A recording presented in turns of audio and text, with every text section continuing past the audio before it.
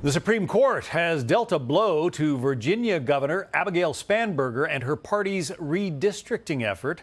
The justices denied Democrats' emergency request to block a ruling by Virginia's High Court.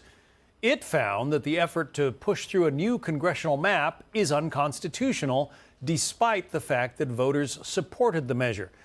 The contested map would have given Democrats in the state a 10-to-1 advantage in congressional districts. The current map shows a more even split with 6 Democrat and 5 Republican districts. Well, failed presidential candidate Kamala Harris has laid out a possible playbook for Democrats should they regain power in the midterms. She's calling for a, quote, no bad ideas brainstorm and a radical agenda. Listen. Let's engage in a good old-fashioned roundtable where we agree there are no bad ideas.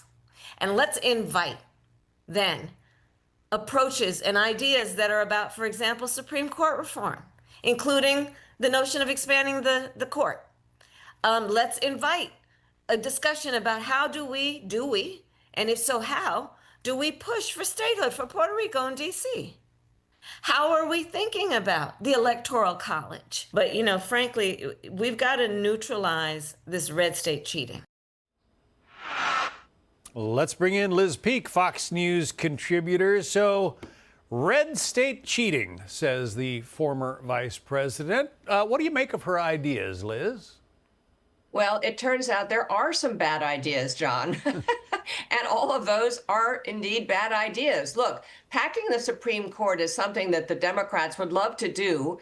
The Supreme Court has had 9 justices since, I think, 1869. It is wildly unpopular with Americans. But here's Kamala Harris's problem. She wants to run for president, and she is nowhere at all with the progressive left, particularly with young voters. They are looking to people like AOC to be their candidate. Kamala Harris has not won them over. So I think what she's trying to do is get out front, show she's a real firebrand, ready to fight for the Democratic Party. Because the other thing that's going on, President Trump going into the midterms is 7 points less popular than he was going into the 2018 midterms. But guess what? Democrats are 30 points less popular. And the reason Democrats don't even like Democrats is they don't feel like they're fighting hard enough against Trump.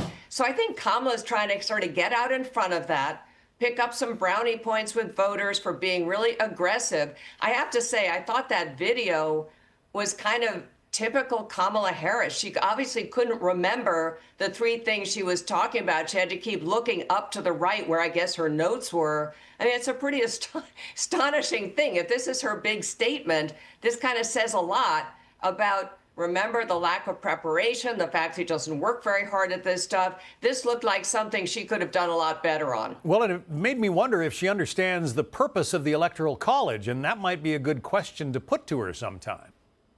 The Electoral College, and by the way, she's not alone. An awful lot of Americans, particularly on the left, don't understand why New York and Los Angeles shouldn't basically rule the country. That's what they would like to see, the coastal government of the United States. The Electoral College was created to exactly prevent that, to have smaller, rural, less populated states have the same say in who is governing our country as the big population centers. So, this is, by the way, there is a concerted effort going on right now in the country, led by Democrats, led by the far left, to abolish the Electoral College. They think that they can't win elections without changing the Electoral College. We know that's not true, John. They just won 4 years ago. Joe Biden was elected, and Obama was elected. So it's not like the Electoral College has denied Democrats the Oval Office. It's their policies that are denying Democrats their Oval Office.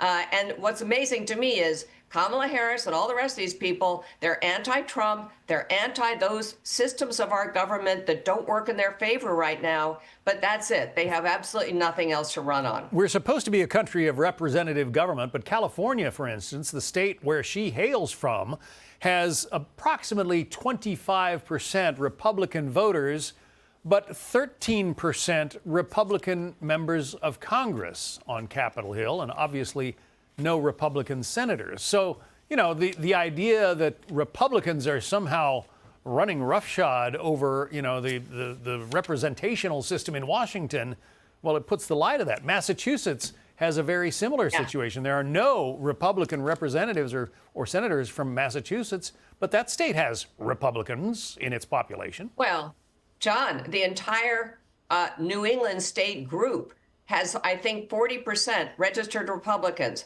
40%. Not a single seat is held by a Republican representing any New England state. So every time that the Democrats get pretty whiny about this redistricting that's going on, that's a very fair example of where there is no representation at all. I think you're totally correct. All right, Liz Peek, we could talk more and hear more from Kamala Harris, but we'll leave that for another day. Liz Peek, good to talk to you. Thank you. Thanks for having me. All right, thanks for watching. Check out my new podcast, Hanging Out with Me, Sean Hannity. The big interviews, the debates you won't get anywhere else. Like and subscribe for new episodes every Tuesday and Thursday.